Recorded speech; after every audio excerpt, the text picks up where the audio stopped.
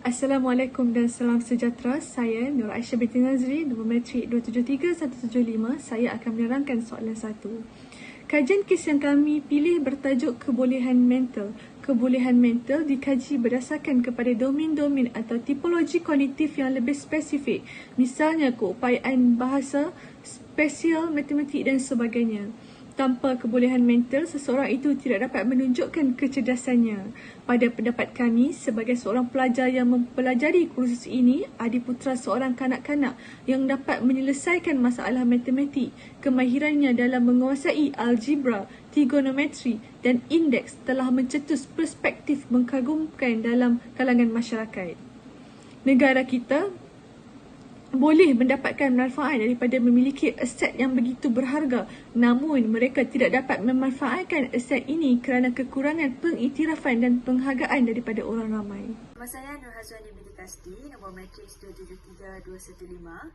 Soalan 2, mengikut kajian tingkah laku budak jenis Adiputra, terdapat beberapa faktor penting yang mempengaruhi tingkah laku tersebut. Faktor-faktor yang akan saya jelaskan hanyalah andaian dan apa yang saya rasakan penting dalam mempelajari tingkah laku kes ini. Antaranya ialah teori pelaziman operan oleh Thorndike. Dalam arti kata teori ini, beberapa faktor penting dalam pembelajaran adalah kesediaan saraf, ketertiban masa, rasa milik dan memuaskan pengalaman. Hukum kesediaan merupakan satu unit pengaliran sudah sedia. Untuk mengalir dikatakan memuaskan. Tidak akan ada sesuatu yang dapat mengubah tindakan tersebut. Sebagai contoh, Adiputra sememangnya dilahirkan dengan memiliki ilmu yang tinggi berkaitan matematik, maka apa sahaja yang dilakukannya tidak akan mengubah tahap ilmu yang dia ada. Seterusnya, hukum latihan pula melibatkan pertalian antara rangsangan dengan gerak badan dan akan bertambah hukum jika latihan diadakan. Sebaliknya, jika tindakan mengurang tersebut tidak dijalankan, maka pertalian antara rangsangan dengan gerak balas akan bertambah lemah. Dalam hal ini, kejeniusan Adiputra apabila dilatih setiap hari, maka keputusan yang dia beri akan bertambah baik dari sebelumnya. Meskipun dia sudah pun memiliki kepintaran tersebut, namun tiada salahnya untuk dia melakukan latihan bagi meningkatkan tahap kepintarannya yang tersebut. Faktor ini menyebabkan berlakunya tingkah laku Adiputra yang sangat giat dalam menyelesaikan matematik sehingga dia digelar sebagai budak jenius. Selain itu, faktor yang mempengaruhi tingkah laku Adiputra ialah faktor sosial. Sosial merupakan segala perilaku yang berhubungan dengan individu. Terdapat banyak hal yang merangkumi sosial seperti emosi, motivasi, kecerdasan, kepribadian dan banyak lagi. Pendekatan yang boleh dilakukan dalam bidang ini adalah pendekatan biologis. Ia merupakan pendekatan yang diutarakan oleh McDougall mengenai naluri manusia yang sudah sedia ada sejak lahir dan tidak dapat diubah. Sama seperti kes ini, Adiputra sememangnya tampak istimewa dengan kepintaran yang dia ada sejak lahir lagi. Seterusnya, faktor sosial melalui pendekatan kognitif. Pendekatan ini menginterpretasikan bagaimana penyebab tingkah laku sesuatu ini terjadi. Melihat kepada artikel-artikel berkenaan Adiputra ini, apabila ditanya berkenaan bagaimana dan dari mana dia mendapat idea-idea tersebut, dia menjawab kebiasaannya mendapat pelbagai ilham dan idea pada waktu-waktu sebelum tidur, iaitu pada pukul 3 hingga 4 pagi. Apa yang difikirkan pada waktu itu akan terus keluar di minda sebagai satu idea dan bukannya sebagai mimpi. Dalam hal ini, kita dapat mengetahui bahawa tingkah laku Adiputra sebenarnya juga dipengaruhi oleh idea-idea yang dia dapat setiap malam. Okey, saya Amy Syazim binti Jaafar, nombor matrik 273218. Saya akan terangkan untuk soalan 3 yang mana asas biologi utama psikologi yang berkaitan dengan kajian kes ini adalah otak. Yang mana kita tahu, otak mempunyai dua bahagian, iaitu otak kanan dan juga otak kiri. Ramai penyelidik bersetuju bahawa otak kiri lebih baik memproses maklumat satu persatu, manakala otak kanan dia lebih fokus memproses maklumat secara holistik ataupun secara umumnya selari. Okey, sebagai contoh dalam kajian kes ini, Adiputra dia merupakan seorang budak jenius yang dikenali di Malaysia dalam bidang matematik. Beliau dapat selesaikan masalah matematik tambahan hanya dengan mencongak secara pantas dan tepat. Di sini saya boleh simpulkan sekiranya pelajar menggabungkan kedua-dua fungsi otak secara harmoni, proses pembelajaran akan menjadi seronok dan perhatian akan meningkat. Dan juga daya ingatan juga akan dapat dipertingkatkan. Penyelesaian masalah juga akan menjadi bertambah baik, termasuklah penerangan dan imajinasi yang akan bertambah baik. Dan akhir sekali, pemikiran mereka akan menjadi lebih kreatif. Assalamualaikum, nama saya Nur Anisia Yasmin binti Muhammad Zalani, nombor matrik 286518. Saya akan membentangkan tentang antara cadangan rawatan untuk mengenai isu tentang kajian kes ini.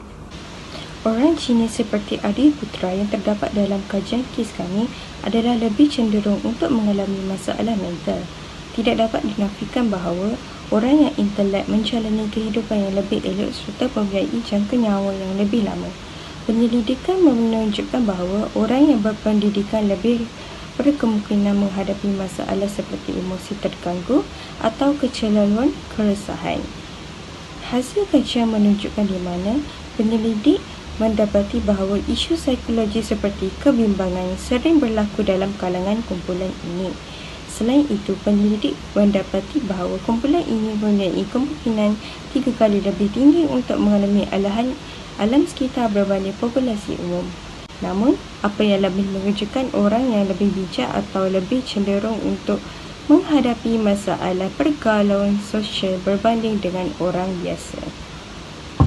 Antara cadangan rawatan yang boleh dikendalikan untuk mengatasi isu-isu kebolehan mental ini ialah psikoterapi. Psikoterapi adalah rawatan terapeutik penyakit mental yang disediakan oleh profesional kesihatan mental yang terlatih. Psikoterapi, juga dirujuk sebagai terapi, adalah satu bentuk penjagaan yang membolehkan pesakit berkomunikasi dan membincangkan gejala dan perasaannya.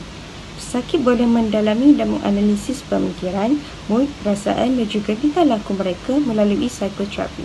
Psikoterapi biasanya membantu pesakit berasa lebih baik dalam beberapa bulan. Walaupun bergantung pada keadaan, rawatan lanjutan mungkin diperlukan dalam beberapa keadaan. Pesakit harus berasa tenang dan selamat dalam kepunyaannya untuk mendengar dan memahami semasa memilih ahli terapi. Seterusnya ialah terapi tingkah laku kognitif. Adi Putra pernah memberitahu bahawa beliau kurang bersosial dan tidak mempunyai kawan seperti kebanyakan orang lain kerana taraf pemikirannya yang terlalu tinggi. Dengan membawa pesakit berbincang, terapi ini akan mengajak pesakit demi mengubah sudut pandangan kepada isu dan jalan penyelesaiannya. Pada terapi ini, seorang antisosial akan mengalami beberapa tahap, iaitu mendefinisikan masalah, fokus mencari penyelesaian, temui strategi untuk meningkatkan proses pemikiran harian dan memotivasikan pesakit untuk terlibat dalam tingkah laku yang membina. Terapi tingkah laku kognitif ialah satu bentuk rawatan tingkah laku jangka pendek. Ia membantu orang ramai menyelesaikan masalah. Terapi ini juga mendedahkan hubungan antara kepercayaan, pemikiran dan pemerasaan serta tingkah laku yang mengikutinya. Melalui terapi ini, orang ramai mengetahui bahawa persepsi mereka secara langsung mempengaruhi cara mereka bertindak balas terhadap situasi tertentu. Terapi tingkah laku kognitif bukanlah teknik rawatan yang berbeza. Sebaliknya, ia adalah istilah umum yang merujuk kepada sekumpulan terapi. Untuk soalan yang terakhir, iaitu soalan yang kelima, salah satu teori psikologi yang berkaitan dengan kajian kes ini adalah teori kumpulan faktor oleh Thurston.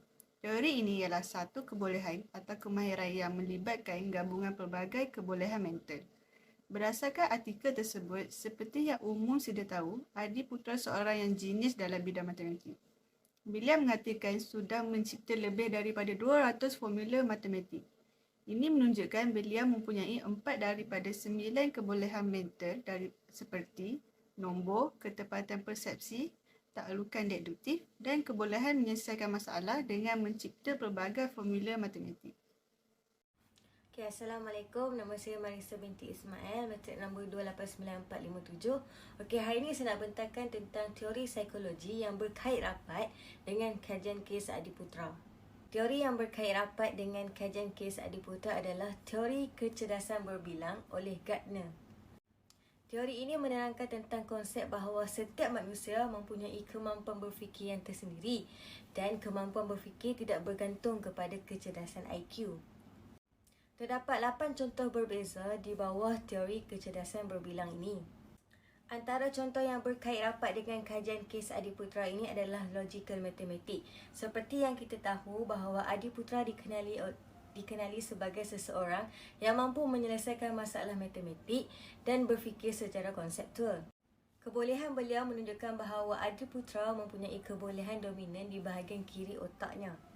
Disebabkan oleh itu, Adiputra mampu menjawab semua soalan matematik yang sukar bagi kita tetapi mudah baginya ketika dia masih di usia yang kecil. Sekian sahaja pembentangan daripada kami tentang kajian kes yang berkaitan dengan Adiputra. Terima kasih.